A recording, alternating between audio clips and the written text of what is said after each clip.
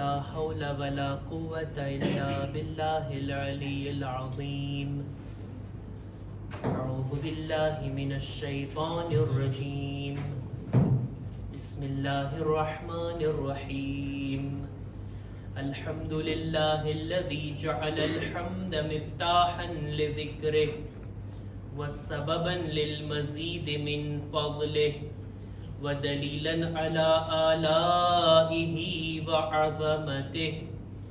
ثم الصلاة والسلام والتحية والإكرام على خير خلقه وأفضل بريته حافظا لسره ومبلغا لرسالاته الذي سمي في السماء بأحمد وفي الأرض بأبي القاسم محمد. اللهم صل على محمد وآل محمد وعلى أهل بيته الطيبين الطاهرين المعصومين المظلومين ولعنة الله على أعدائهم أجمعين. أما بعد فقد قال إمامنا الصادق عليه السلام إن شفاعتنا لن تنال مستخفا بصلاح. صلوات بر محمد وآل محمد. اللهم صل على محمد وآل محمد. माह शव्वालनी 25મી તારીખ અહલે બેત અલૈહિસ્સલામના ચાહવાવાળાઓ માટે એક ગમનાક મોકો છે. ઈ ઇમામ કે જેમના નામથી આપણો મઝહબ મનસૂબ છે, ઈ ઇમામ કે જેમણે પોતાની જિંદગીમાં ઇલ્મના દરિયા વહાવ્યા, ઇલ્મી વાતોને ખુલીને બયાન કરી, એમની હદીસોથી આપણા ઉલમાએ કિતાબો લખી છે અને આપણી કિતાબોમાં છઠ્ઠા ઇમામની હદીસોને જો બાદ કરવામાં આવે તો પછી હદીસોની કિતાબમાં આપણી પાસે કંઈ ખાસ બચતું નથી. ઈ ઇમામની યાદ મનાવવા માટે આપણે બધા ફરશે અઝા પર જમા થયા છીએ. ખરેખર આપણા છઠ્ઠા ઇમામ એમની જે હદીસને બયાન કરીને વાતની શરૂઆત કરું અને આગળ વધારું. આપણા છઠ્ઠા ઇમામ પુલે સિરાતના બારામાં એક હદીસની અંદર બયાન કરે છે કે અસ-સિરાતુ અદક્કુ મિન અશ-શઅર. પુલે સિરાત બાલ કરતા પણ વધારે બારીક. અને ત્યારબાદ કે છે વમિન હદ્દી સૈફ, તલવારની ધાર કરતા પણ વધારે તેજ. ઈ પુલે સિરાત ઉપરથી આપણે પસાર થવાનું છે. ત્યાં લોકોના કદમ ધ્રુજતા હશે, બધા લોકો ટકી નહીં શકે પુલે સિરાત ઉપર, સાબિત કદમ નહીં રહી શકે. અને છઠ્ઠા ઇમામ પોતે જ પોતાની બીજી હદીસમાં ફરમાવે છે કે અસ્બતુકુમ અલા સિરાત અશદ્દુકુમ લિહુબ્બી અહli બૈત નબીયકુમ. સૌથી વધારે પુલે સિરાત ઉપર એનો કદમ મજબૂત હશે જેના દિલમાં અહલે બૈતની મોહબ્બત વધારે હશે, જેના દિલની અંદર અહલે બૈત માટે લાગણી વધારે હશે. આ મોહબ્બત જો દિલમાં છે તો અમલમાં જાહેર થાય. અહલે બૈતની મોહબ્બતને જાહેર કરવાનો એક તરીકો આ છે, એમની ખુશીમાં ખુશ અને એમના ગમમાં ગમગીન થવું. એમના ગમની અંદર સોગવાર બનવું અને અઝાદાર બનવું, આ મોહબ્બતના ઇઝહારનો એક તરીકો. આપણા છઠ્ઠા ઇમામની હયાતમાં, એમની જિંદગીમાં એવો સોનેરી મોકો ઇમામને મળ્યો છે કે જેવો મોકો આપણા કોઈ ઇમામના જીવનમાં નથી આવ્યો. બની ઉમૈયા એમની હુકુમત પૂરી થઈ અને બની અબ્બાસ એમની હુકુમતની શરૂઆત. આ બંનેની દરમિયાનનો જે સમયગાળો છે, બંને હુકુમતો નબળી હતી છઠ્ઠા ઇમામના જમાનામાં. બની ઉમૈયા કે એમનો છેલ્લો સમય ખતમ થઈ ગયા, બની અબ્બાસ કે નવા હજી કુદરતમાં આવ્યા અને હજી એમની હુકુમત મજબૂત નહોતી, અહેલે બેત ઉપર દબાણ નહોતું, પ્રેશર ના હતું, એમના ચાહવા વાળાઓને પણ નિસ્બતન આઝાદી મળી. ઇમામે આ મોકાથી ભરપૂર ફાયદો ઉઠાવ્યો. શું કર્યા? શાગીર્દોની તરબિયત કર્યા, દર્સ આપવાનું શરૂ કર્યા. આલમે ઇન્સાનિયતમાં સૌથી પહેલી યુનિવર્સિટી કાયમ કરી હોય તો એ આપણા છઠ્ઠા ઇમામે મદીનાની સરજમીન ઉપર. આવો આઝાદી વાળો મોકો નસીબ થયો. આપણને જો આવો મોકો મળે ને કે દબાણ ના હોય, છૂટછાટ હોય, આઝાદી હોય, આવા મોકાથી આપણે ફાયદો ઉઠાવીએ. ચાલો ને એક મસ્જિદ બનાવી નાખીએ, એક ઇમામ બારગાહ બનાવી નાખીએ. મૌલા તમે શા માટે દર્સગાહ બનાવી, શા માટે ઇલ્મ આપવાનો સિલસિલો શરૂ કર્યા? અજબ નહીં, ઇમામ જવાબમાં કહે, જે મસ્જિદ બનાવવાનો તમે વિચાર કરો છો ને એ મસ્જિદના નમાઝીઓની હું તરબિયત કરીશ.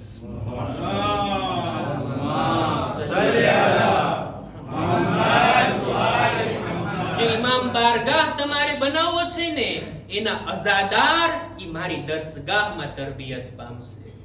ઇમામે ઇલ્મ આપવાનું શરૂ કર્યું. ઇમામે લોકોની મારિફતને વધારવાની કોશિશ કરી. લોકોમાં બસીરત પેદા થાય, અકીદાઓ મજબૂત થાય, હલાલ હરામ દીનના અહેકામના લોકો પાબંદ બને, અખલાકિયાત લોકોની અંદર પેદા થાય. ઇમામની આ કોશિશ હતી કે આ રીતના લોકોની તરબિયત કરે, લોકોને આગળ વધારે, લોકોના ઇલ્મના મારિફતના નીવોને ઉપર લઈ જાય. નહીતર મારિફતની કમી હોય, ઇલ્મ અને આગાહી ના હોય તો પછી મસ્જિદ તો હશે, નમાઝીઓથી ખાલી હશે, ઇમામ બારગાહ તો હશે પણ અઝાદારોથી ખાલી હશે. ઇમામની કોશિશો તમે જુઓ. ઇમામ લોકોની દરમિયાન અકીદાઓને મજબૂત કરવા માટે એકથી એક મુનાઝરા, એકથી એક ડિબેટ મૌલાની મળે છે. લોકો સાથે ઇમામ ચર્ચા કરતા, અલગ અલગ મઝહબના લોકો, હત્તા એવા લોકો કે જે કોઈ મઝહબને નથી માનતા, આવતા છઠ્ઠા ઇમામ સાથે ગુફ્તગુ કરતા. ઇમામ એની સાથે દલીલો લાવી અને ખુદાવંદ આલમના વજૂદને સાબિત કરતા. કોઈ આવવા વાળો આવતો, કુફર અને ઇલ્હાદને લઈને આવતો, બધી ચીજનો મુનકિર બનીને આવતો, અને જ્યારે જાતો ત્યારે લા ઇલાહા ઇલ્લલ્લાહ પડતો જાતો. આ રીતના ઇમામે અકીદાઓને મજબૂત કરવાની કોશિશ કરી. અહેકામ અને દીનના મસાઇલ એની પાબંદીની વાત. અત્યારે આપણી ફિqહ, આ અહેકામ અને મસાઇલ એને આપણે ફિqહે જાફરી તરીકે દુનિયામાં મશહૂર છે કે છઠ્ઠા ઇમામે બયાન કરેલ મસાઇલ અત્યારે આપણા ઉલમા, મરાજે કિરામ, આપણા હૌઝાની અંદર નજફ હોય કે કુમ હોય, હંમેશા જ્યારે પણ દર્સ શરૂ થાય, દર્સના એક એક અહેકામની અંદર દલીલ રૂપે જો બયાન કરવામાં આવે તો એ છઠ્ઠા ઇમામની હદીસ, કાલ અલ બાકિર વ કાલ સાદિક. આ અહેકામના બારામાં, આ મસાઇલના બારામાં પાંચમા ઇમામે આમ ફરમાવ્યું અને છઠ્ઠા ઇમામે આમ ફરમાવ્યું. અત્યારે આ બધા ઉલમા ફખ્ર કરે છે આ વાત ઉપર કે આપણે ભલે છઠ્ઠા ઇમામના જમાનામાં નહોતા, એમના ડાયરેક્ટ શાગિર્દ ના હતા, પણ ઇનડાયરેક્ટ અમારો શુમાર પણ છઠ્ઠા ઇમામના ઇલેવમાં થાય છે, એમના શાગિર્દોમાં આપણી ગણતરી થાય છે. ફિqહ અને અહેકામના બારામાં અને અખલાકિયાતના બારામાં એવી વાતો, એવી હદીસો ઇમામના તરફથી આપણા સુધી પહોંચી છે કે કોઈ એક વાતને જો લઈ બરાબર એના પર કોઈ અમલ કરવાનું શરૂ કરી દે, ઇન્સાનની દુનિયા અને આખિરત કામયાબ થઈ જાય. આજે એક હદીસને મારે બયાન કરવી છે આપ લોકોની સામે. અખલાકી હદીસ. જો આપણે અખલાકિયાતની વાત કરીએ ને, સારી સિફાત, એનું આખું લિસ્ટ બયાન કરી શકાય કે સારી ક્વોલિટી ઇન્સાનમાં હોવી જોઈએ. એના મુકાબલામાં બુરી સિફાત, બધા દેફો એને પણ ગણાવી શકાય, સારા ગુણ અને અવગુણ એને ગણાવી શકાય અને એના ઉપર ચર્ચા કરી શકાય. ઇમામનું કામ હતું ખુલાસાથી, ટૂંકમાં, ઓછા શબ્દોમાં મોટી મોટી વાતોને બયાન કરી જતા. પૂરા અખલાકના ઇલ્મનો, અખલાકી વાતોનો જો ખુલાસો કરવામાં આવે ને, તો આપણા ઉલમા કહે છે ટૂંકમાં એક શબ્દની અંદર જો કહેવામાં આવે, કોઈને પોતાના અખલાક સુધારવા હોય, પોતાની પર્સનાલિટી સારી કરવી હોય, સારા ગુણ અપનાવવા હોય અને દેફોથી પોતાના કેરેક્ટરને પાક કરવું હોય, એક ચીજ મોકલે, એક ચાવી રૂપે એક શબ્દ જો એને ગણાવી શકાય તો એને કહેવાય છે કંટ્રોલ. કંટ્રોલ. કોઈ માણસ પોતાના અંદર કંટ્રોલને જો ડેવલપ કરી નાખે, બધી ખૂબીનો માલિક બની શકે અને બધા અવગુણોથી પોતાને પાક કરી શકે. ઇમામે આ કંટ્રોલને, પોતાની જાત ઉપર કંટ્રોલ, એના બારામાં એક બહુ સારી હદીસ બયાન કરી. આ હદીસને મારે કંઈક આ રીતના બયાન કરવી છે. હદીસનો પહેલો શબ્દ અને છેલ્લો શબ્દ વચ્ચેની વાત ઉપર આપણે ડિસ્કસ કરશું. મૌલા ફરમાવે છે, મન મલકા નફસહુ, જે કોઈ પણ પોતાના નફ્સનો માલિક બને, નફ્સનો ગુલામ નહીં, નફ્સનો માલિક બને, પોતાના નફ્સ ઉપર કાબુ રાખતો હોય, પોતાના નફ્સ ઉપર કંટ્રોલ રાખતો હોય. વચમાં કંઈક વાત છે, છેલ્લો જુમલો, છેલ્લે મૌલા કહે છે, હરમલ્લાહુ જસદહુ અલન્નાર, ખુદા એના બદન માટે જહન્નમની આગને હરામ કરી દે છે. પછી એનું બદન જહન્નમની આગમાં નહીં જાય.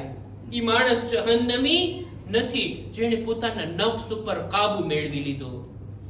નફ્સ ઉપર કાબુ ક્યારે, કયા સમયે, કઈ હાલતની અંદર? 5 વાતો ઇમામે બયાન કરી. 5 મોકા ઉપર, 5 હાલતની અંદર કોઈ માણસ પોતાના ઉપર કાબુ રાખી લે. ઇઝા રગિબા, ઇઝા રહબા, ઇઝા ઇશ્તહા, ઇઝા રઝિયા વ ઇઝા ગઝિબા. 5 હાલતો. તર્જુમો કરું છું એનો. જ્યારે ઇન્સાન કોઈ ચીજને પસંદ કરતો હોય, કોઈ ચીજને, કોઈ હસ્તીને ચાહતો હોય, એના ઇશ્કમાં પડેલો હોય, તો આ આશિક હોવું એને હરામ અને હલાલમાં ના નાખી દે, બલકે ઈ મોકા ઉપર પોતાના નફ્સને કાબુમાં રાખે. મને કોઈ ગમે છે, હું કોઈને ચાહું છું, તમે હસો નહીં. મને મારી ઔલાદથી મોહબ્બત છે, બસ ને, મારી ઔલાદથી હું મોહબ્બત કરું છું, ઔલાદને ચાહું છું, પણ આ મોહબ્બતમાં હું હલાલ હરામ બધું ભૂલી જાઉં, કોઈ ચીજની રિઆયત ના કરું. નહીં, મોહબ્બતની અંદર, ઇશ્કની અંદર પણ પોતાના નફ્સ ઉપર કાબુ.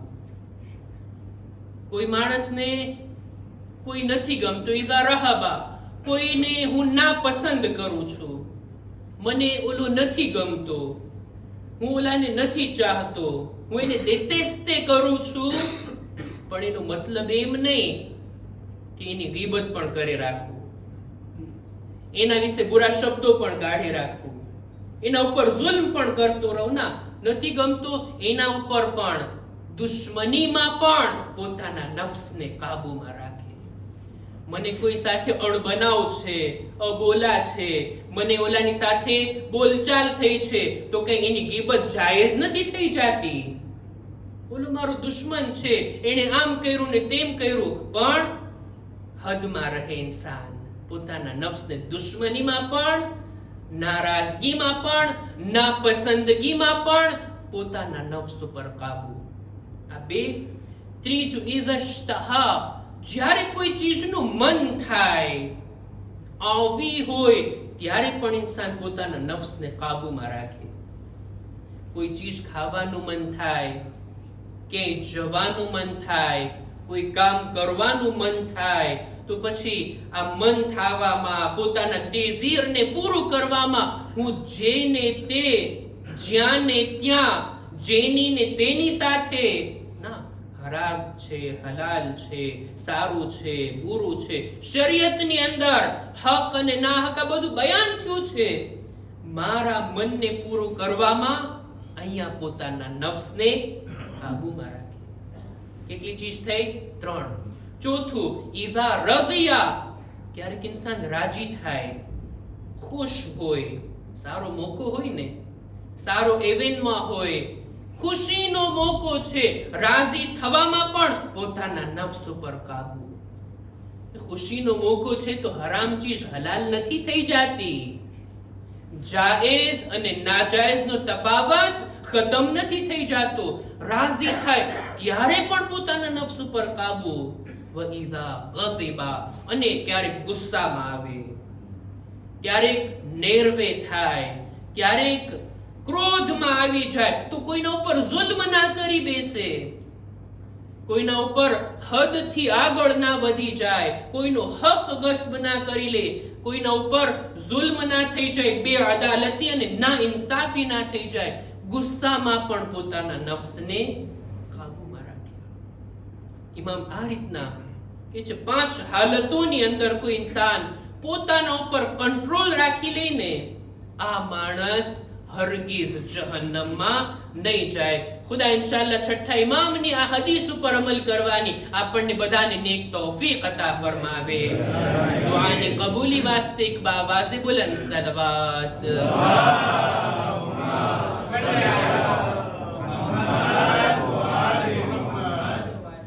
ઇમામ આ રીતના લોકોના અકીદા, લોકોને દીનના અહેકામ મસાઇલના પાબંદ બનાવીને, એમના અખલાકને સુધારીને, એમના મારિફત ઈમાનના દરજાને, એમની બસીરતની આંખોને ખોલવા ચાહતા હતા કે લોકોના મારિફતનું લેવલ ઊંચું જાય, એમની અંદર બસીરત પેદા થાય, દીનની અજ્ઞાનતામાં ને જહાલતમાં ના પડ્યા રહે, બલકે એવી વાતોને સમજે કે જેને બીજા નથી સમજી શકતા. આને કહેવાય બસીરત. અને લોકોના દિલોમાં ઇમામ આ બસીરતને પેદા કરી ગયા. ઇમામને તો આ સારો પીરિયડ, સારો મોકો, સમયગાળો નસીબ થયો. પણ ઇમામ પછી હવે આપણા બધા ઇમામો, એમની જિંદગીમાં આવો મોકો ના હતો. પોતાના જિંદગીના, પોતાની ઇમામત બાદ શિયા લોકો ગુમરાહ ના થઈ જાય. ઇમામના ચાહવા વાળાઓ બસીરતની સાથે પોતાના ઇમામને ઓળખી શકે અને આ સિલસિલાને અનુસરતા રહે, એ કોશિશ પણ ઇમામની હતી. મારે ઇમામની 2 વસિયતોને બયાન કરવી છે અને ત્યારબાદ રબ્તે મસાયબ. પહેલી વસિયત ઇમામની બયાન કરું જોઈએ. મંસૂરે દવાનીકી, બની અબ્બાસનો આ હાકિમ, કે વધુ પડતો સમયગાળો છઠ્ઠા ઇમામની ઇમામત અને આ ઝાલિમની હુકુમત અને ખિલાફત, અને એની જ હુકુમતમાં ઇમામની શહાદત થઈ. મંસૂરે દવાનીકી પોતે પોતાના ખાદિમને, પોતાના ગુલામને બોલાવે છે. એનું જ બયાન છે કે મને મંસૂરે બોલાવ્યો અને મને હુકમ આપ્યો કે તું મદીનાના ગવર્નરને લખ કે છઠ્ઠા ઇમામની શહાદત થઈ ગઈ છે. છઠ્ઠા ઇમામે જેના માટે વસિયત કરી હોય, જેને પોતાના જાનશીન બનાવ્યા હોય, એને તું કત્લ કરી નાખ, એના ઉપર તલવાર ચલાવી દે, એમના માથાને બદનથી જુદા કરી નાખ. આ હુકમ આવડા ખાદિમ કે છે મારી પાસે લખાયું. મંસૂરે દવાનીકી પત્ર લખાવે છે કોના માટે? મદીનાના ગવર્નર માટે, મોહમ્મદ બિન સુલૈમાન. કે છે એને લખ કે છઠ્ઠા ઇમામના વસિયતનામાને ખોલવામાં આવે, જેને ઇમામે પોતાના જાનશીન તરીકે નીમા હશે એને કત્લ કરવામાં આવે. મંસૂરનો પત્ર જાય છે મોહમ્મદ બિન સુલૈમાન પાસે મદીના. પત્ર વાંચી હુકમ આપે છે છઠ્ઠા ઇમામના ઘરની તલાશી લેવામાં આવે. લોકોને મોકલા, સિપાહીઓને મોકલા, તલાશી લીધી, ઇમામનું વસિયતનામું મળ્યું, લાવે છે, ખોલવામાં આવે છે. તમે જો ઇમામે કેવી વસિયત કરી. વસિયતનામું ખોલવામાં આવ્યું. ફરી પાછો રિપીટ કરું છું, એક નતીજા સુધી લાવવા માટે મંસૂર દવાનિકીનો હુકમ મોહમ્મદ બિન સુલૈમાનને છઠ્ઠા ઇમામનું વસિયતનામું ખોલ. તલાશી લીધી, વસિયતનામું ખોલ્યું, જોયું કે છઠ્ઠા ઇમામે લખ્યું હતું, મારા બાદ મારા જાનશીન 5 લોકો છે.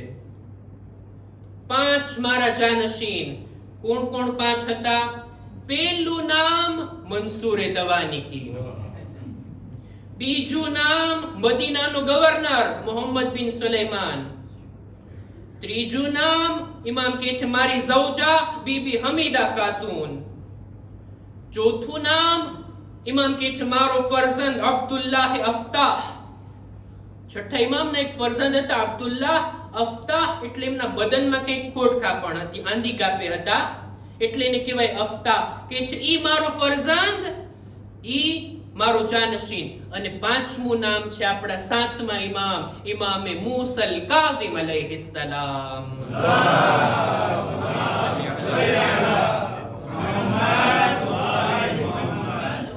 મદીનાનો ગવર્નર આ પત્ર વાંચીને આખો પત્ર મોકલી દે છે, વસિયતનામું મોકલે છે મંસૂર પાસે.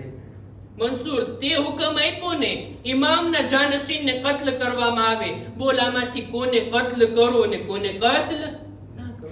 તને કત્લ કરું, મારી જાતને કત્લ કરું, કે ઇમામની ઝૌજા અને એમના બચ્ચાઓને કત્લ કરું? કોને કત્લ કરો? મંસૂર કહે છે આ લોકોને કત્લ કરવાની કઈ જરૂર નથી. અને ઇમામે આ વસિયત કરી, ઓલો માણસ પણ બધાના કત્લના હુકમને પાછો લે છે. અને આ વસિયતનામું ઇમામના શિયાઓ સુધી પહોંચે છે. વાત ફેલાય ને, દૂર દૂર સુધી જાય. કૂફાની અંદર ઇમામના ચાહવા વાળાઓ, એમની બેઠકમાં આ વાત પહોંચી કે છઠ્ઠા ઇમામે તો પોતાના જાનશીન તરીકે 5 લોકોના નામ લીધા છે. કોણ કોણ 5? આ 1 2 3 4 5 નામ કીધા. શિયા લોકો શુક્રના સજદા કરવા લાગ્યા. ખુદાનો શુક્ર કે એને છઠ્ઠા ઇમામના જાનશીનની મારિફત અમોને કરાવી, આવી બસીરત આપી કે અમે છઠ્ઠા ઇમામના જાનશીનને ઓળખી ગયા. સમજવા વાળા સમજી ગયા, બાકી લોકો માટે અજબ ખાવાનો મોકો હતો. સવાલ કરે છે કેવી રીતના તમે સમજ્યા? દુશ્મન ના સમજી શકો, તમે સમજી ગયા?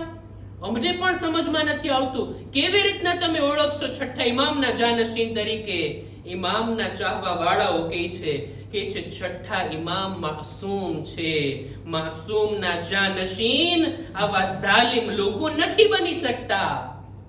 ન તો મંસૂર, ન તો મદીનાનો ગવર્નર. અને ઇમામતનો ઓહદો ખુદાએ કોઈ ખાતુનને નથી આપ્યો. ઇમામની ઝૌજા પણ ઇમામ ના હોઈ શકે. બચે છે 2 નામ, અબ્દુલ્લાહ અફતાહ અને 7મા ઇમામ કે છે અબ્દુલ્લાહ અફતાહ. એમના બદનમાં ખોડ ખાપણ છે. ઇમામ હુજ્જતે ખુદાઈ હોય કે જે દરેક રીતે સંપૂર્ણ અને બાકમાલ હોય.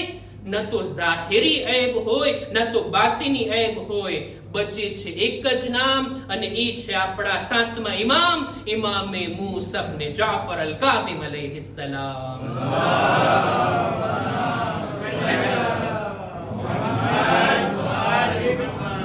બસીરત પેદા કરી. ઇમામે સાચા અકીદાઓને લોકો સુધી પહોંચાડ્યા. ખરા દીન તરફ કેમ આવવું એની તાલીમ ઇમામે આપી. ઇમામની આ પહેલી વસિયત અને એક બીજી વસિયત. ઘણી વસિયતો છે ઇમામની. બિસ્તરે શહાદત ઉપર પોતાની હયાતીમાં કેટલી વસિયતો કર્યા. આજની મજલિસમાં મારે 2 વસિયતો બયાન કરવી હતી. એક તો આ વસિયત અને બીજી વસિયત. મુસ્તદરકુલ વસાઇલ કિતાબની અંદર આ રિવાયત લખવામાં આવી. અબુ બસીર કહે છે કે છઠ્ઠા ઇમામની શહાદત વેળા હું ગામમાં ના હતો, મદીનાની બહાર હતો. મદીનામાં હું દાખલ થયો, મને સમાચાર મળે છે ઇમામની શહાદત થઈ ગઈ. અબુ બસીર ઇમામના ખાસ સહાબી આવે છે છઠ્ઠા ઇમામના ઘરે. રજા લઈને દાખલ થયા.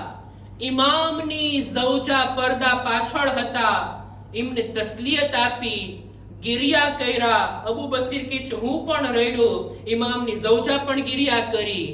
અને ત્યારબાદ જ્યારે અમારું ગિરિયા અટકી ગયું, રડતા અટકી ગયા, ત્યારે બીબી હમીદા ખાતુન બયાન કરે છે, અય અબુ બસીર, કાશ તમે ઇમામના છેલ્લા સમયમાં હોતે તો ઇમામની ઝબાને મુબારકથી એમની છેલ્લી હદીસને સાંભળતે. શું હતું છેલ્લું પૈગામ, છેલ્લી હદીસ, છેલ્લા શબ્દો શું હતા? એટલે બીબી બયાન કરે છે કે ઇમામ વારંવાર બેહોશ થતા, હોશમાં આવતા. છેલ્લી વાર જ્યારે હોશમાં આવ્યા ને ત્યારે આ જુમલા કીધા, ઇન્ના શફાઅતના લન તનાલા મુસ્તખિફમ બિસલા, અમારી શફાઅત હરગીઝ ઈ લોકો સુધી નથી પહોંચી શકતી જે નમાઝને હલકી લેખતા હોય, નમાઝને અહેમિયત ના દેતા હોય, નમાઝને ઇમ્પોર્ટન્સ ના આપતા હોય. અમારી શફાત એના માટે નથી. છઠ્ઠા ઇમામની આ વસિયત દિવસમાં 5 ફેરે યાદ કરવાની જરૂર છે. પાંચેય નમાઝના વખતે 3 ટાઈમ જે આપણે નમાઝ પઢીએ, છઠ્ઠા ઇમામની આ વસિયતને યાદ કરીએ.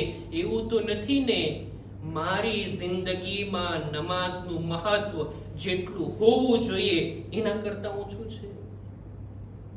ટોપ પ્રિયોરિટીમાં હોવી જોઈએ નમાઝ. મારા કામોને જ્યારે હું ગોઠવતો હોઉં ને, ઈ જો આ કામ નમાઝ પહેલા કરવાનું છે, આ કામ નમાઝ પછી, નમાઝ એના સમય ઉપર. શિયાની તો આ પહેચાન છે, શિયાની તો આ ઓળખ છે ને. નમાઝ હું એને કેટલું માન આપું છું અને નમાઝના સમયને હું કેટલો રિસ્પેક્ટ આપું છું. એક બુઝુર્ગ આલિમ દીન ઊંચા હોદ્દા પર પણ હતા. એમનું બયાન છે કે નમાઝને ના કહું મારે કામ છે, કામને કહું નમાઝનો વખત છે. નમાઝ અને નમાઝે જમાઅત. વિચાર તો કરીએ, હું નમાઝને માન આપું છું, હું નમાઝને અહેમિયત આપું છું, નમાઝને ઇમ્પોર્ટન્સ આપું છું. મારા શહેરમાં એક નમાઝે જમાત બરગુજાર થાય છે, મારી પાસે ટાઈમ પણ છે, દુકાન પણ બંધ થઈ ગઈ, ઘરે કામ પણ નથી, બિઝી પણ નથી, તંદુરસ્તી પણ છે, બીમાર પણ નથી, વાહનની પણ વ્યવસ્થા છે, ગાડી છે, કાર છે. જરાક પોતાના બદનને હું હરકત આપું, નમાઝને જમાત સાથે અદા કરી આ નમાઝ જે મારી મેરાજ છે એને ઓર મેરાજ પર હું પહોંચાડી શકું છું. પણ નમાઝે જમાતને અહેમિયત નહીં. મસાઇલની અંદર, અહેકામની અંદર આયતુલ્લાહ સિસ્તાની લખે છે, નમાઝે જમાઅતને કારણ વગર હલકી લેખીને એમને મહત્વ ના આપવું આ કામ જાયઝ નથી. સમય છે, તંદુરસ્તી છે, નથી સિક્લોન કે વરસાદ નથી પડતો, બધું રસ્તા ખુલ્લા છે, બધું ફરાહમ છે, પણ આળસમાં, કહું છું ને, માન ન આપવામાં, મહત્વ ન આપવામાં કેટલા મોટા મોકાથી આપણે મહેરૂમ રહી જઈએ છીએ. છઠ્ઠા ઇમામની આ વસિયત, અમારી શફાત એના માટે નથી કે જે નમાઝને હલકી લેતો હોય. બસ અઝીઝો, વાતને અહીંયા જ પૂરી કરું. છઠ્ઠા ઇમામે જ્યાં લોકોને અકીદાની, અહેકામની, અખલાકની, બસીરતની તાલીમ આપી, ત્યાં જ એક બીજી તાલીમ ઇમામ અમલન આપતા, અને તે આ હતું કે અવારનવાર કરબલાના મસાઇબને યાદ કરતા. જ્યારે પણ મોકો મળતો ઇમામ ફરશે અઝા બિછાવતા, ઇમામ મજલિસોને બરગુજાર કરતા, ઇમામ આકા હુસૈનના મસાઇબને બયાન કરાવતા, અને આ રીતના ઇમામ ખુદ પોતે રડીને લોકોને અમલન દર્સ આપતા. એક વખત મંસૂરના હુકમથી છઠ્ઠા ઇમામના ઘરમાં આગ લગાડી દેવામાં આવી. ઇમામના ઘરથી આગના શોલા ઉઠવા લાગ્યા. ઇમામના ચાહવા વાળાઓ, ઇમામના શાગીર્દો દોડીને આવી પહોંચ્યા, ઇમામના ઘરની આગને બુઝાવી દીધી, ઇમામના ઘરવાળાઓને બચાવી લીધા. જ્યારે ઇમામની ખિદમતમાં આવ્યા, શું જોયું? ઇમામ બેઠા છે અને ઝારો કતાર ગિરિયા કરે છે. મૌલા, આ મદીના છે, તમે એકલા નથી, અમે તમારા અસહાબ છીએ. તમારા ઘરની આગને બુઝાવી દીધા, તમારા ઘરવાળા સલામત છે. મૌલા, રડવાનું કારણ શું? ઇમામ જવાબમાં કહે છે, જ્યારે મારા ઘરમાં આગ લાગી, મેં જોયું કે મારા ઘરની औरતો એક હુજરામાંથી બીજા હુજરામાં, બીજા હુજરામાંથી ત્રીજા હુજરામાં એવી ડરી ગઈ હતી, જો કે હું એમની દરમિયાન મોજૂદ હતો, એમને પનાહ આપવા વાળો મોજૂદ હતો. પણ હાય શામે ગરીબા, મારા જદના અહેલે હરામ, જ્યારે ખૈમાઓ સળગી રહ્યા હતા, બીબીઓ એક ખૈમામાંથી બીજા ખૈમામાં, બીજા ખૈમામાંથી ત્રીજા ખૈમામાં, હાય કોની પાસે પનાહ મેળવે, કોણ એમને બચાવે? એક સૈયદે સજ્જાદ હતા, જે બિસ્તરે બીમારી પર બેહોશ હતા. આ રીતના કરબલાના મોકાને આકા હુસૈનના અહેલે હરમને ઇમામ યાદ કરીને ગિરિયા કરતા અને રડતા અને કરબલાના મસાઈબને યાદ રાખવાની ભલામણ કરતા. લ્યો અઝીઝો, છઠ્ઠા ઇમામ, એમની મહેબૂબિયત જ્યારે વધવા લાગી, લોકો એમના ઇલ્મથી ફાયદો ઉઠાવવા લાગ્યા, જાલિમથી આ ન જોવાનું અને ઇમામને અંગૂરમાં ઝહેર આપવામાં આવ્યું. ઝહેરનો અસર ઇમામના બદનમાં થવા લાગ્યો. દિવસે ને દિવસે ઇમામનું બદન ગળવા લાગ્યું, ઇમામ કમજોર થવા લાગ્યા. અઝાદારો, કત્લ છે, એ તલવારથી હોય કે પછી ઝહેરથી હોય. ફરક આટલો છે, જ્યારે તલવારથી કોઈને કત્લ કરવામાં આવે ને, એના જખ્મો દેખાય, પણ ઝહેરથી કત્લ કરવામાં આવે, એના જખ્મો નથી દેખાતા, પણ દર્દ એટલો જ હોય, તકલીફ એટલી જ હોય. ઇમામનું બદન ઝર્દ થવા લાગ્યું. અને લ્યો અઝીઝો, એક સમય ઈ પણ આવે છે જ્યારે છઠ્ઠા ઇમામના ઘરથી ગિરિયાનો અવાજ બુલંદ થાય છે, ઇન્ના લિલ્લાહ વ ઇન્ના ઇલૈહિ રાજીઉન. હાય, ઇમામની શહાદત થઈ ગઈ. સાતમા ઇમામ બાપ વગરના થઈ ગયા. અઝાદારો, આ મોકા ઉપર ઇમામના શાગીર્દો જમા થયા, ઇમામને ગુસ્લો કફન આપવામાં આવ્યું, ઇમામના જનાઝાને શુકૂહ અને એહતરામની સાથે ઉઠાવવામાં આવ્યો. ઇમામની તશીએ જનાઝા થઈ, હજારોની સંખ્યામાં લોકો મોજૂદ. ઇમામને જન્નતુલ બકીમાં સિપુર્દે લહેદ કરવામાં આવ્યા. એ ઇમામ, હક હતો તમારો, તમે દીનનો એટલો ફેલાવો કર્યા, આટલા શાગીર્દોની તરબિયત કર્યા, આવી સરસ તમારી તશીએ જનાઝા થાય, પણ અજબ નહીં, તાબૂતમાં છઠ્ઠા ઇમામનો જનાઝો તડપતો હશે કે હા, દીનનો ફેલાવો કરનાર, એનો જનાઝો આટલી શાનો શૌકતથી ઉઠે, અને દીનને બચાવનાર મારા જદાકા હુસૈન, એમનો જનાઝો ઉઠવાના બદલે ઘોડાના પગ નીચે પામાલ થાય. આઝાદારો, કેવી મોટી મુસીબત હતી. આકા હુસૈનની લાશ પામાલ થવી.